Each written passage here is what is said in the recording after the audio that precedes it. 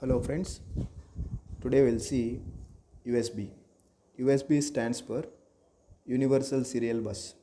So USB allows to connect different types of peripherals to the computer and also some other peripherals that works directly on the USB.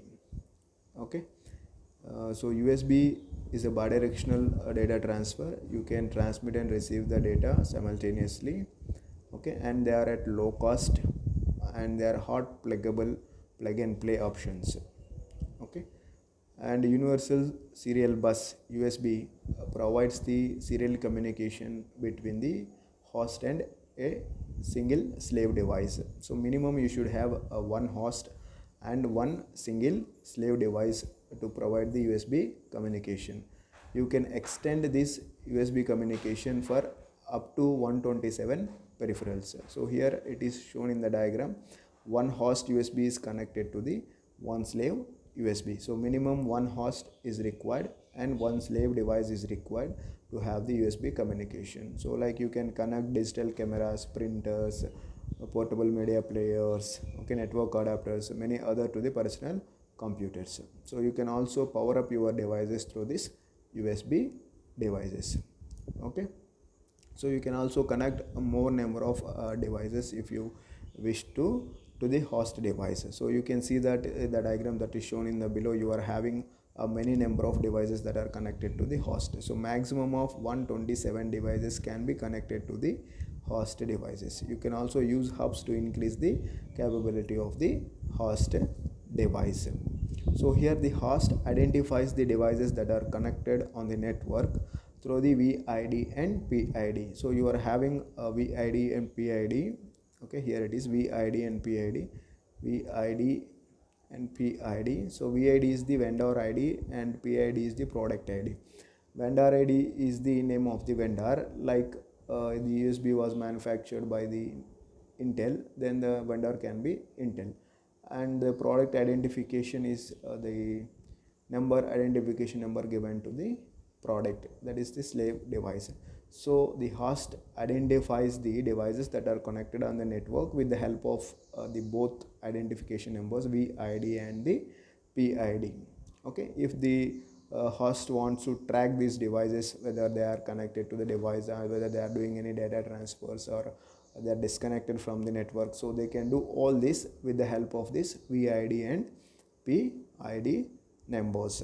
Okay, so for us it looks like the host and all the devices are connected on a single addressable line. This is how it looks like for the device perspective, like you are connecting all the devices to the host on a single addressable line. Okay, so let us look at different data rates that are supported by this USB device. Let me erase this.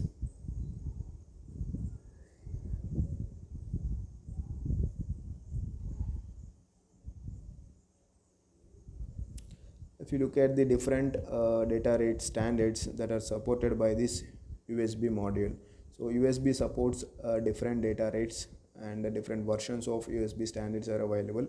The first one is a 1.1 that was introduced in the year 1995 and that operates at 1.5 Mbps low speed and 12 Mbps full speed data rates, and the power is not available by using this USB 1.1 version that was introduced in the year 1995 was not able to supply power to the peripheral devices.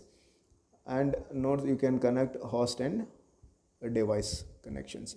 And then the next version is in 2000 and is 2.0, and it provides four different standard rates like 1.5, 12 and then 480 Mbps of data rates, and it has the capability of power supply to the devices with 500 milliamps of current. Okay, and it is also compatible with the lowest version of 1.1, and it has an added advantage of OTG. Okay, and then the next version is the USB 3.0. It was introduced in the year 2008, and this also provides very high data rates compared to the 2.0. So it provides all the data rates of 2.0 and also the 4.8 gigabits per second super higher data rates. Okay, 4.8 gigabits per second, and the power you can see it is high power, 900 milliamps of current can be produced through given to the peripheral devices through this USB. And it is also compatible with the, okay, you can also see that, okay, it is also compatible with the USB 2.0 module, and it provides the full duplex communication, and also it has a power management module. So we know that MSP 430 is having a power management module. In addition to that, USB is also having a separate power management module. Okay. Next, we look at the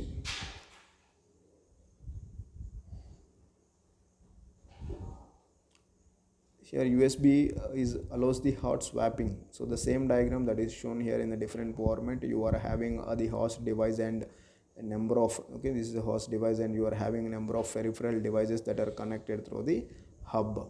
Okay, this is the hub. Through the hub, number of peripheral devices and the host devices are connected on the network. So here this MSP, that is USB, allows the hot swapping.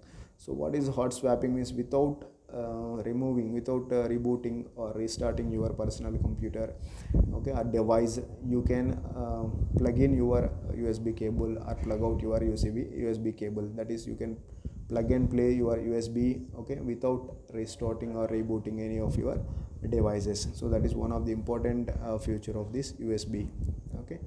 And the next one is the type of USB connectors. So you are having two types of USB connectors, and that is, one is type A connector, another one is type B connector. So type A connector and then type B connector, two different types of USB connectors are available. So most of these A type connectors are used towards the computer for the upstreaming of data, and type B connectors are used for the peripheral devices, okay, for downstreaming of data. Okay, USB cables are available up to the length of 30 meters with the help of hubs. If you can use the hubs, and you can provide the data transfer through the USB up to 30 meters and at the rate of 12 Mbps per second. Okay, that is 12 Mbps data rates. Generally they are available up to 5 meters. Okay, at the same data rate they are available up to 5 meters. You can extend the length of that USB cables up to 30 meters from the host device with the help of the hubs. Okay, and if you look at the physical layer of this USB module, you will be having four different lines in the MSP 430. So one of the line is that plus 5 volts power supply by the host, and then you are having two differential data lines, D plus and D minus.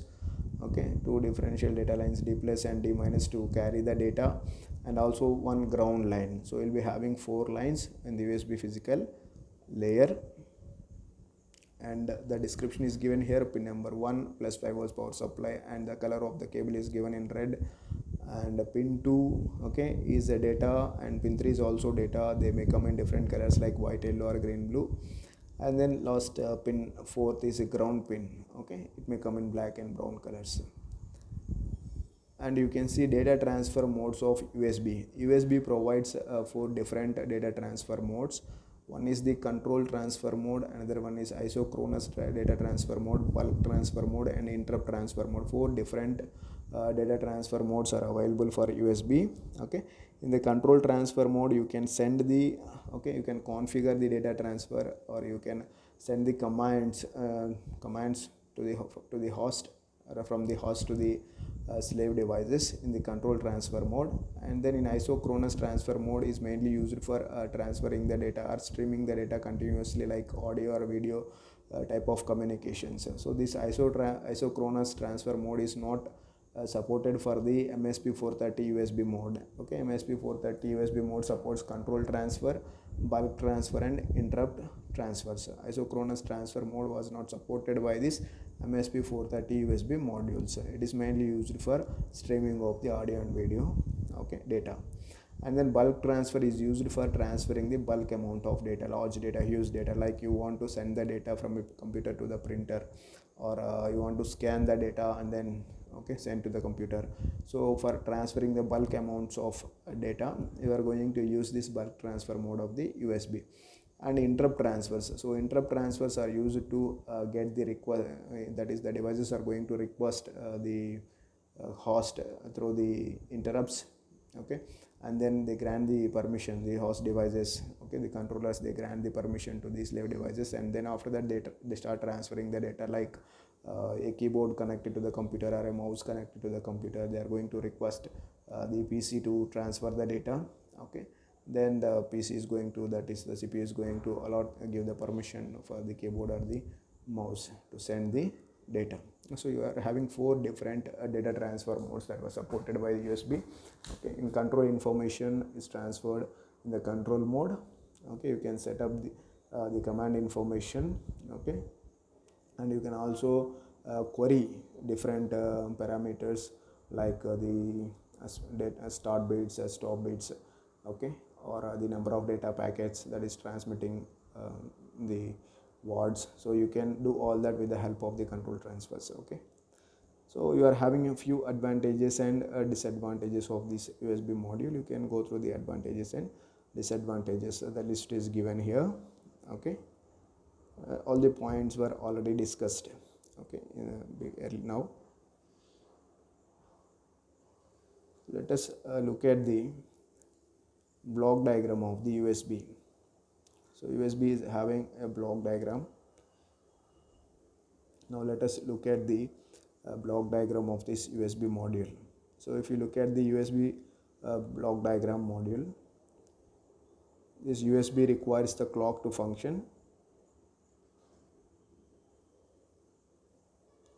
Okay, USB requires the clock to function. So MSP430 module is having different sources to provide the clock, like you are having VLO and DCO, or reference oscillator, digital control oscillator, or very low frequency oscillator.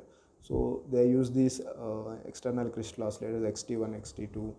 Okay, you are having different sources that generates this master clock, submaster clock, and auxiliary clock. We know that these clocks are used for the CPU and the digital and analog peripherals of the MSP430. So one clock is generated and 48 megahertz is given to the transceiver of the USB. So USB physical layer we called as the transceiver. So the transceiver unit is responsible for transmitting, and that, okay, transceiver is responsible for transmitting and receiving the data. So your USB is also have the USB engine. This USB engine sends that is, it is going to pack the data for you. It is going to give the format in which the data has to be transferred, and the memory. So USB is having a 2 KB of memory out of the RAM memory. So the USBs, you can see that the USB is combined here. The USB is combined here with the RAM, because the part of the RAM is used for the USB memory.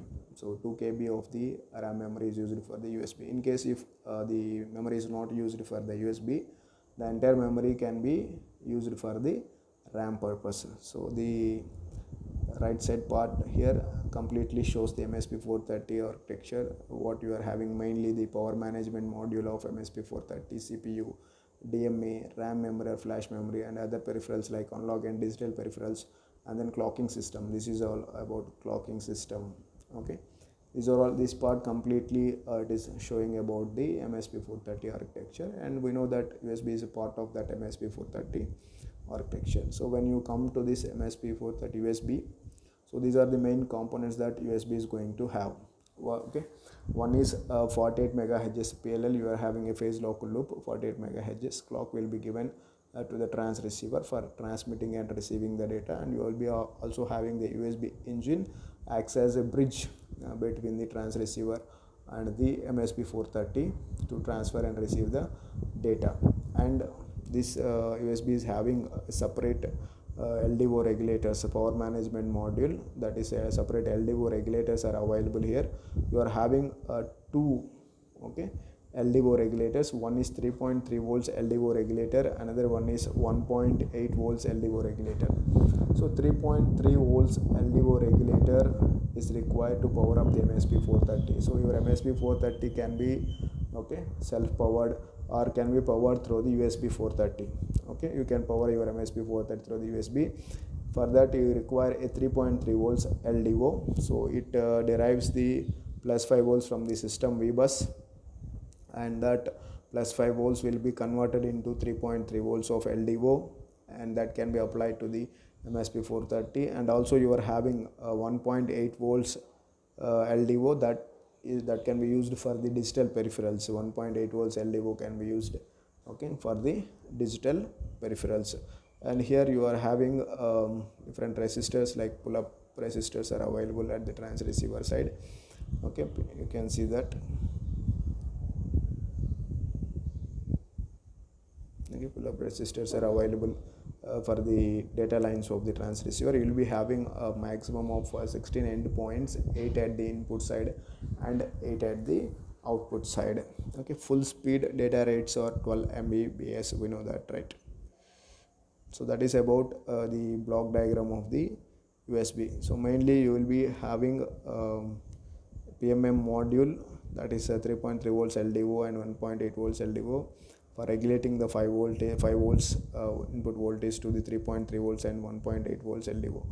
Okay, this USB device can be used to power up the MSP 430 or the peripherals of the MSP 430. It is having its own clock, like 48 MHz PLL, and can also be collected from the other clocks like auxiliary master and submaster clocks. And the half of the memory, that is the part of the memory, RAM memory, is used for as a USB RAM memory. If USB RAM memory is not used, then the part of the USB RAM memory can be used as a general RAM memory. Okay.